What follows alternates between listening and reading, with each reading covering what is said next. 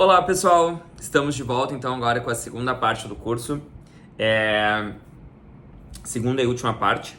Eu vou estar aqui com o meu computador junto com os e-books que eu estou produzindo para vocês e vamos batendo uma bola aqui, eu vou passando para vocês as informações e eu espero que vocês concomitantemente, olha aí ó, enquanto eu falo, vocês possam estar utilizando esse material para buscar informações, tá? Estou aqui na sala da minha casa. Vocês já são de casa, então já estou me sentindo super íntimo para estar aqui com vocês. Primeiramente, quero agradecer quem está começando agora, né, quem está entrando já na segunda etapa. Para quem, né, vai estar lá no início ainda, vai ser importante pegar já tudo de uma vez só para conseguir pegar a linearidade do conflito. Então eu queria começar minha fala saindo da Guerra de 48, né, que foi a Guerra de Independência. A gente terminou a primeira parte ali, né, com a construção do Estado de Israel, né, com a questão da guerra ou melhor, como se deu até a construção do Estado. Então, assim, eu tentei buscar uma forma como é que eu pudesse trazer isso para vocês, todos os módulos restantes, sem que ficasse algo muito cansativo, tá? O que eu pensei, tá? Tem um vídeo que circulou muito na internet no início do conflito ali do dia 7, ali, quando os primeiros dias, explicando por que os palestinos nunca quiseram paz, né? E daí, a partir daquele momento que eu vi aquele vídeo, eu tinha construído umas falas da fala do vídeo e também desmentindo esse vídeo. Então eu busquei, através desse vídeo, dessas falas, né, trazer linearidade para o meu curso. Então eu vou buscar aqui já na primeira fala desse vídeo que eles trazem, eu tenho até anotado aqui, posso estar disponível no e-book, que é que eu vou ler para vocês, tá? Após a queda do Império Turco Otomano, em 1914, os britânicos em 1917 passaram a controlar a maioria do Oriente Médio, e também onde estão os territórios palestinos e israelenses atualmente. 17 anos depois, em 1936, os árabes se rebelaram contra os britânicos e os judeus.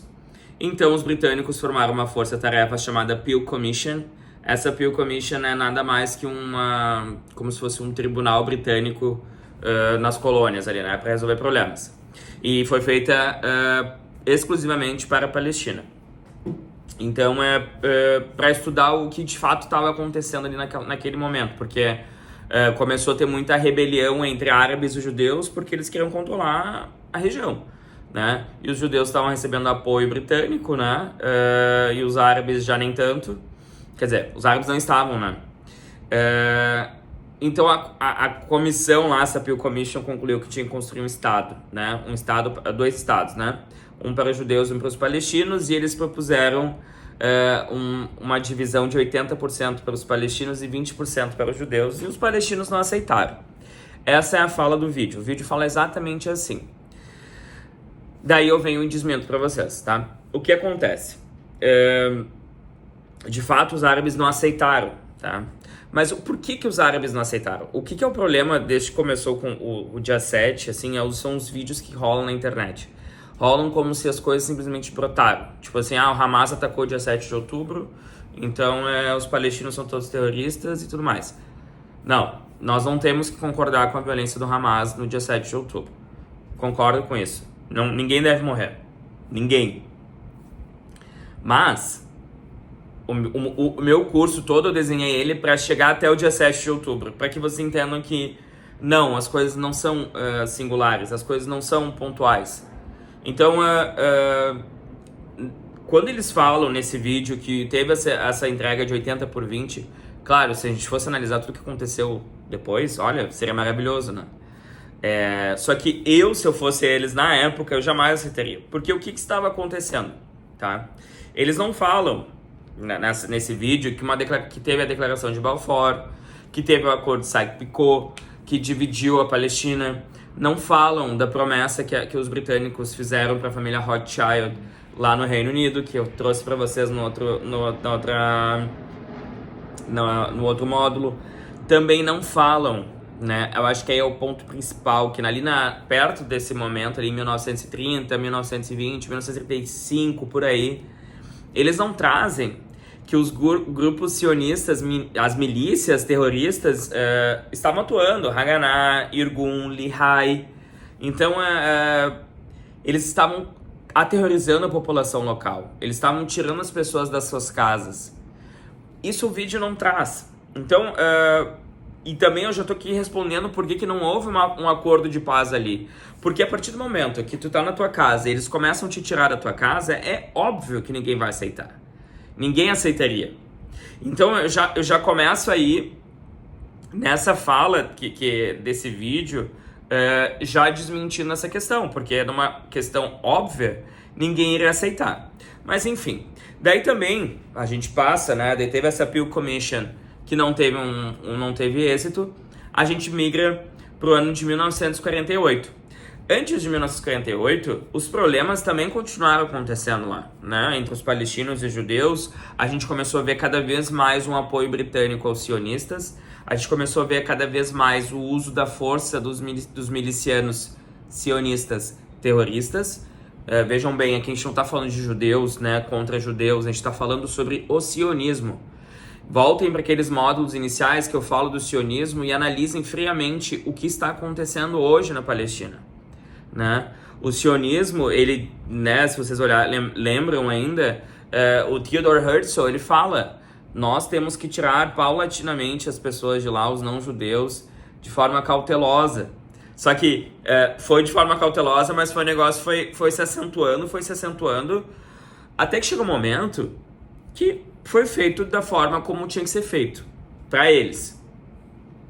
Então, em 1947, o Reino Unido, depois que já fez toda a M ali, chega na ONU, né, que hoje é a ONU, e fala: ó, nós temos que construir 2 estados, porque não dá mais. Então, quando eles chegam lá, né, daí o vídeo também já vai para a segunda mentira, que, mais uma vez, eles não aceitaram a divisão, a proposta da partilha lá. Só que daí que acontece? Em 47, quando eles chegam na ONU, eles já chegam com uma outra proposta.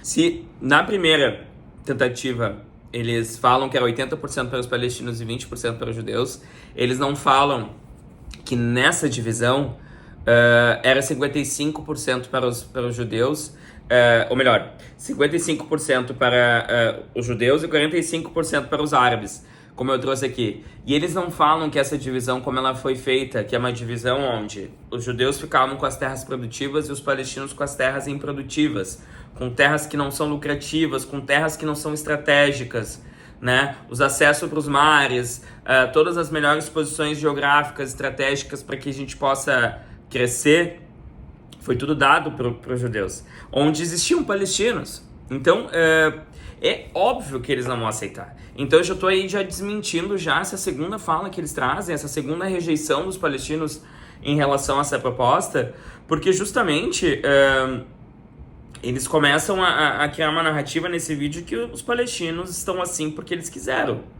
Isso não é verdade. Outro ponto, né?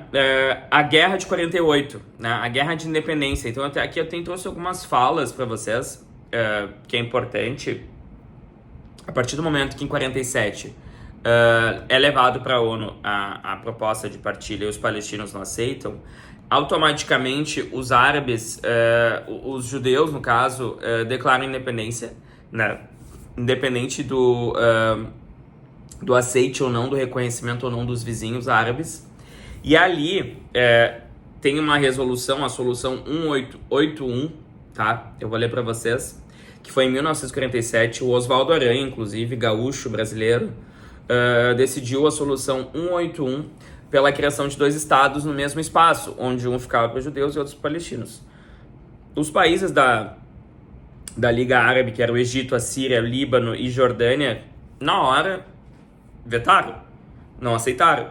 E dali, a partir dessa negação, no ano seguinte, o mandato britânico cai fora. E no dia 14 de maio de 1948, o líder israelense Davi Ben-Gurion, que até hoje é o nome do aeroporto de Israel, e esse cara foi um dos sionistas mora, assim, tipo, um dos top, assim, de cabeça do sionismo, declarou a independência de Israel. Quando ele declara a independência de Israel, no momento seguinte estava formado já todo o cenário para que começasse uma guerra. Então, só que o que acontece? Embora o Egito, a Jordânia e a Síria, Egito, Síria, Líbano e Jordânia, eles não estavam tão preparados para entrar em conflitos de grandes proporções, mesmo que eles fossem a maioria. O que acontece aqui é que Israel já estava mais preparado. Israel já estava com todas as noções de construção de um exército, porque eles já tinham as milícias atuando fortemente lá, as milícias terroristas que eu trouxe antes. Então, é uma sucessão de coisas que foi um caminho totalmente trilhado para dar tudo certo para eles. E foi dado certo, né? Muitos se usam do discurso de que eles tiveram várias guerras e levantaram. Mas todas as guerras que eles entraram, eles tinham já um arsenal, um respaldo militar muito grande. Eles podiam até não ter um número maior de pessoas, mas eles tinham capacidade de ataque desde o início muito maior e superior a todos os outros países árabes. E vocês vão ver que todas as outras guerras que teve depois, todas elas tiveram êxito, né? Claro que houveram concessões por pressões internacionais, que daí eu já vou explicar mais à frente, principalmente na Guerra de 6 Dias, e a Guerra de Suez, que eu vou falar depois a Guerra de 6 Dias, né? Então, quando começa a guerra entre esses países com Israel, Israel sai vitorioso, né?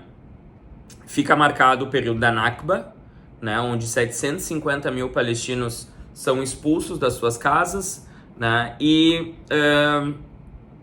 automaticamente que eles são expulsos, eles se tornam refugiados dentro da sua própria terra. Então eu vou até ler um trecho de um autor que eu usei na minha tese. O nome dele é Nur Massalia. Ele é um escritor palestino. Eu vou ler para vocês o que ele fala sobre a Nakba. Essa data marcante na história do povo palestino, o ano de ruptura dramática na continuidade do espaço histórico e de tempo da história palestina. A Nakba resultou na destruição de grande parte da sociedade palestina e do conjunto de paisagens locais que foi obliterada pelo Estado sionista. Do território ocupado pelo Estado de Israel em 1948, por volta de 90% dos palestinos foram expulsos. Muitos pela guerra psicológica ou pressão militar.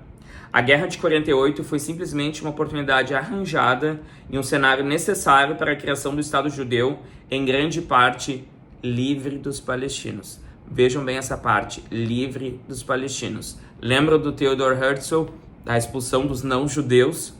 Então, tudo foi muito bem orquestrado. E tudo isso começou em 1897, antes do nazismo, antes do Hamas, antes de qualquer outro problema que os judeus pudessem ter. Então, claro, eles tiveram a sua perseguição lá atrás, mas tô falando de tempos modernos, tempos recentes. Então, começa toda essa catástrofe, né, na vida dos palestinos. Esse trecho eu vou deixar para vocês no material para que vocês tenham acesso, tá? Vamos entrar agora na próxima etapa deste módulo.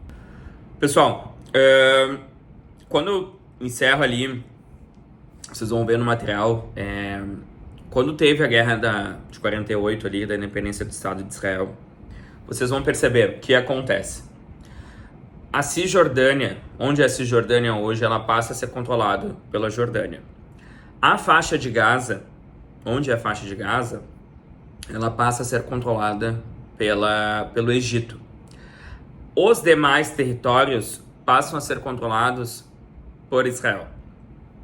Então, gravem essas informações, porque logo mais à frente, esses territórios vão começar a ser um trocado pelo outro. Tipo, no sentido assim, de que um pega de volta, o outro toma de volta. E daí a explicação de Suez, Guerra de 67, depois de Yom Kippur, e por aí vai. Que eu vou trazer tudo aqui para vocês. Vamos entrar agora na crise, como vocês preferem falar, né? Guerra de Suez, crise de Suez, tem muitas pessoas que falam guerra, tem algumas pessoas que falam crise. O que foi o Suez, tá? O canal de Suez, ou melhor, deixa eu só trazer uma questão anterior. O Egito. O Egito é de extrema importância para todos os outros desenhos que a gente vai ter dos conflitos entre árabes e israelenses. O Egito, ele passa, eu já estou antecipando, de um momento que ele é extremamente contra Israel, a uma migração pós-morte de Nasser, que eu já vou explicar quem é ele, onde começa a se desenhar uma aproximação até um reconhecimento mútuo. O Egito passa a se tornar o primeiro país árabe a reconhecer o Estado de Israel. Mas antes de chegarmos até aí, vamos voltar algumas casinhas para trás. A Guerra de Suez, tá? Por que Suez é importante? Gente, hoje, o atentado do dia 7 de outubro, uma das principais causas que foram levantadas e foi divulgado abertamente pelos jornais israelenses foi a questão do canal de Ben Gurion que Israel quer construir. Esse canal de Ben Gurion passaria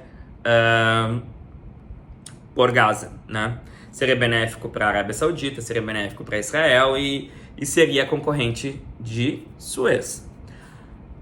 O Suez é uma região, foi um canal construído, é artificial, construído por um francês. Ele é muito estratégico. Se vocês olharem no mapa, eu vou deixar aqui no lado um mapa para vocês olharem, ele é uma conexão muito, muito estratégica de quem vem de qualquer lugar do Oriente Médio, China, Índia, ou melhor, do Sudeste, da Ásia, e ele tem uma válvula ali, um buraquinho, que dá já direto para o mar Mediterrâneo e cai na Europa. Isso aí, gente, corta custo de logística de uma maneira incrível. Pensem, se não tivesse esse canal de Suez, os países teriam que fazer toda a volta por toda a África para voltar para chegar na Europa. Então, o canal de Suez é muito estratégico. Por isso também, hoje, eles querem construir o canal de Ben Gurion, né? Porque é muito estratégico. Então, a Guerra de Suez, o que acontece? O Egito ali já era independente, né? Independente da colônia britânica. Tinha uma monarquia que era pró-Reino Unido. O Reino Unido, ele saiu de todos os lugares que ele colonizou, dando uma falsa ideia de independência, né? Todos os lugares, praticamente, ele colocava pessoas do seu interesse que respondesse diretamente para eles. O que acontece, né? Nesse cenário que antecede a Guerra de Suez, a gente está vivendo um período de pós-Segunda Guerra Mundial, a Europa está em reconstrução, os Estados Unidos está ali crescendo, bombando, né, financiando, a gente está vendo a União Soviética disparando, então a gente está vendo muita coisa acontecendo ao mesmo tempo nesse cenário mundial. E ali a Palestina e Israel, ali os palestinos e israelenses continuam tendo seus desafetos. Eu preciso falar de Suez para que vocês entendam a questão geopolítica da região, tá? Então, o que a gente percebe? Quando as monarquias que estavam no Egito, né, a monarquia que estava no Egito, ela é derrubada num período que a gente observa o nacionalismo crescendo muito forte na região, né? Não só ali, mas em outros locais. E o nacionalismo é uma forma é uma resposta aos interesses coloniais, né? É uma resposta às monarquias. Então, os árabes ali naquele momento, eles já estavam, como eu posso dizer, psicologicamente abalados. Eu vou falar sobre psicologicamente abalados mais de uma vez aqui, porque muitas das guerras, embora os árabes tenham perdido em termos psicológicos, para a sua população, elas foram muito importantes. Então, na região do Maghreb, que é ali onde está o Egito, não foi diferente, tá? Então aqui eu deixo até eu vou botar para vocês os autores que eu estou usando isso aqui, porque muita coisa vem da minha tese no meu TCC. Então, se vocês verem no texto, tem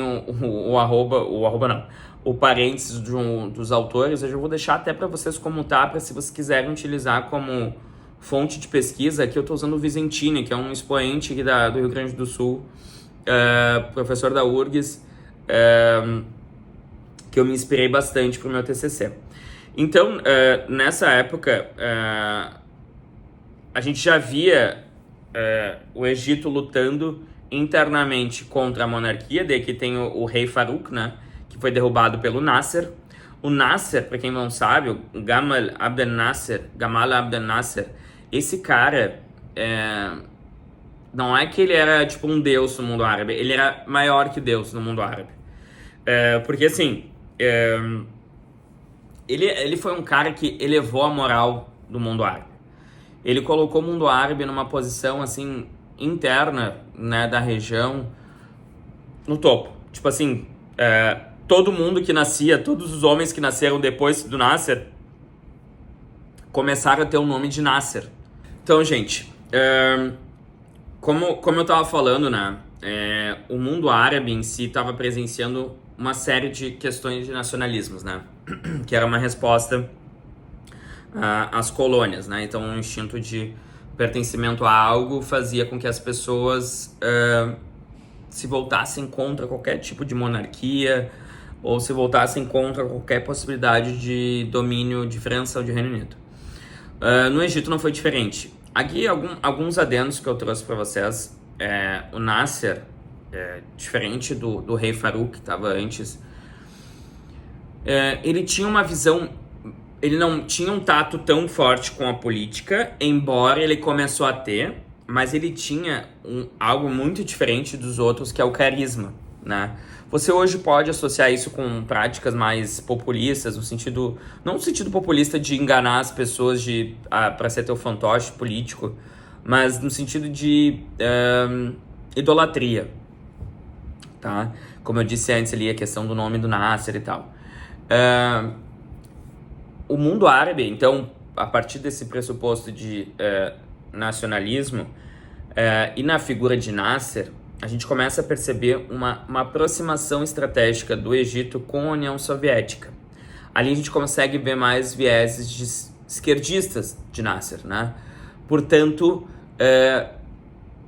eu não vou dizer ateu, mas eu vou dizer que ele não tinha um envolvimento tão forte com a religião, como outros políticos tiveram. Inclusive, a Irmandade Muçulmana, que eu vou falar mais tarde, para explicar a origem do Hamas lá na frente, ela já estava atuando aqui, a Irmandade Muçulmana, e ela sempre foi um obstáculo, né? Tanto para Nasser, né? Inclusive, Nasser, ele conseguiu combater uma tentativa de assassinato depois, que foi encomendado pela Irmandade Muçulmana. Então, essa questão do Nasser de se aproximar da União Soviética desperta ideias nacionalistas nele. E uma das ideias nacionalistas dele é nacionalizar o Canal de Suez, deixar isso para o Egito. Porque acontece, após o final da colônia, empresas britânicas e francesas passaram a ter controle sobre aquela região. Só que o Nasser queria ter o controle para o Egito. Eu, particularmente, acho que tá tudo certo. Minha opinião, tá? Porque é do Egito, não é da França e do Reino Unido. Mas a gente está falando de outros tempos, né? A gente está falando de um tempo que a França e o Reino Unido sentaram numa mesa de bar e de falar, esse lado aqui é teu, esse aqui lado é meu. Então, tipo assim, é uma grande loucura.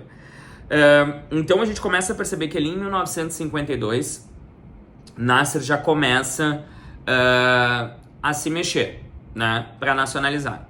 O que está acontecendo no mundo nessa época? Vários outros países estão buscando a sua independência. E um deles é a Argélia, tá? A Argélia, se vocês não sabem, pesquisem sobre a Revolução Argelina. A Revolução Argelina foi uma das revoluções mais sangrentas da história, tipo de independência, contra a França, né? Tanto que vocês vão ver hoje, tem jogadores argelinos que moram na França, né? O Benzema é um deles, que ele não ecoa o hino nacional francês, porque para ele é uma vergonha, né? Ele é muçulmano. Por que eu falei da Revolução Argelina? Porque, vamos lá, França era colonizava a Argélia. França tinha controle no canal de Suez, de empresas francesas no canal de Suez. Nasser, com um espírito nacionalista, espírito de revolucionário, de se libertar e tudo mais, começou a mandar arma para a Argélia na Revolução. Isso aí mexeu com a França, né? Esse apoio. Então a França automaticamente se uniu com o Reino Unido e Israel, sem Estados Unidos aí nesse momento, tá, gente? E por que Israel entra no jogo? Porque automaticamente, desde 48, né, depois da Guerra de Independência, nunca teve uma relação boa entre Israel e Egito, e assim como outros países árabes. O que o Nasser fez? Quando ele pega para nacionalizar, ele bloqueia o Estreito de Tirana. O Estreito de Tirana ali no Golfo de Aqaba. O Golfo de Aqaba, para quem não sabe, é bem eu já estive lá, é um lugar lindo. É bem na pontinha, no sul. Bem no sul de Israel. Que daí pega as praias de Eilat, que é ali no Mar Vermelho, né? Eilat é lindo também. Daí tem Aqaba, que divide, né? Quando tá em Aqaba, tu enxerga Eilat. E também, se eu não me engano, tu consegue enxergar a cidade da Arábia Saudita, a primeira cidade da Arábia Saudita, mas de longe, assim. Então, o Egito tranca o Estreito de Tirã, ele tranca a passagem de navios, frotas marítimas, ele estanca o comércio de Israel, tipo, a economia ali. Cara, ali dá um problema, né? Tipo, a França revoltada pelo apoio com a Argélia, o Reino Unido com os interesses das empresas britânicas que passavam por ali, e Israel pelo também seu interesse na região. Então, os ataques começam no canal ali, né, contra Nasser, né, partindo deles, e também Nasser vice-versa com eles. Eles tomam pelo Sinai, ele também. O objetivo, claro, além de enfraquecer o nasserismo, né, a figura do Nasser, era enfraquecer qualquer movimento anticolonial, né? Gente, resultado, tá? Prático. Essa guerra, ela adormece, tá? Em resultados práticos, ela não foi uma vitória para Nasser, porque ele não conseguiu o objetivo dele, mas ele conseguiu fazer com que o mundo árabe se despertasse no sentido de sentimento de nacionalista. Mas foi uma vitória porque ele também coloca, a partir do momento que teve esse conflito, esses ataques, eles não tiveram proporções em termos de mortes, uma coisa absurda, mas ele consegue fazer com que há uma neutralidade na região, porque quem passa a controlar ali, quem manda tropas para aquela região é a ONU. Mas como é que se desenha esse armistício, esse momento de paz adormecida? O fato do Reino Unido e da França serem aliadas estratégicas dos Estados Unidos e automaticamente de Israel, mexe com o outro lado do polo, né? Que é o lado da União Soviética. Quando tu mexe do lado soviético, que é o Egito, que o Egito também está aliado deles, acontece que um receio de uma invasão de um império, que era o Império Soviético, né? No sentido de, cara, a gente tá falando da União Soviética, é uma coisa muito grande, né? Deram os dois gigantes ali, Estados Unidos e União Soviética, não queriam se enfrentar diretamente. Então, a figura desses dois foi muito importante para que desse uma acalmada nas coisas. E esses dois não estavam nem aí para Suez. Embora Suez fosse importante para os Estados Unidos também, pela questão de Israel, eles estavam resolvendo outros problemas que eram mais importantes. Os Estados Unidos estavam em função da Europa. A União Soviética estava em função do seu conglomerado de países, estavam né, resolvendo problemas. Então, teve esse receio de um avanço soviético, então, também em Israel ou qualquer outro país. Isso deu uma acalmada nas coisas e a ONU entra e as tropas da ONU ficam lá dentro. Então, isso tudo que acaba acontecendo em termos políticos faz com que Nasser também ganhe prestígio em outros países do Oriente Médio, não somente em relação à questão palestina, mas também em relação à Síria, em relação ao Líbano, em relação à Jordânia, Iraque. A Jordânia nem tanto, porque a Jordânia também tem uma relação meio cabulosa assim, com o Oriente Médio, né? Porque ao mesmo tempo eles têm uma relação muito forte com a colônia britânica, né? Já que a família do rei lá é metade britânica, metade árabe, né? Porque a mãe ou o pai, não me engano, um deles era britânico e a mãe é de lá, o pai é de lá. Então, enfim, o Nasser neste momento ele acaba ganhando prestígio por esses países, não somente por estes, mas também como países da África, né? Embora o Egito seja um país muito conectado com questões do Oriente Médio, é um país africano. Então, ele passa a ter uma figura muito importante até a página 3, que é quando surge um outro movimento, que é lá na Síria, que até hoje é muito forte, que é o partido Baath, né, que é o Baathismo, como é que eu vou falar isso em português? Mas é Baath, eu vou escrever aqui para vocês verem, mas eu não sei como é que eu vou falar isso em português. Enfim, tá? Então, resultados foram isso, a ONU passa a controlar a região, com tropas, ficam lá e a gente vai começar a ver que isso vai ter repercussões lá, isso vai anteceder a Guerra de 6 Dias. Essa guerra foi cabeluda. Os Estados Unidos conseguiram, através das suas intervenções políticas e diplomáticas, desbloquear o Estreito de Tirã para que Israel pudesse voltar a ter suas operações. Mas não foi uma guerra que o Nasser perdeu, assim, em termos ideológicos falando, né? Então é isso, gente. Encerrado aqui esse módulo. Agora nós nos vemos no módulo seguinte, que é a Guerra dos 6 Dias. Essa sim é importante. Essa sim eu vou pegar e vou ficar lendo com vocês, porque é muita informação e você não tem papel e caneta para conseguir lembrar de quem é quem tá com quem pegou de quem. É isso aí. Então, a Guerra dos 6 Dias tem impactos significativos para a questão palestina. Então, é isso. Nos vemos no próximo módulo.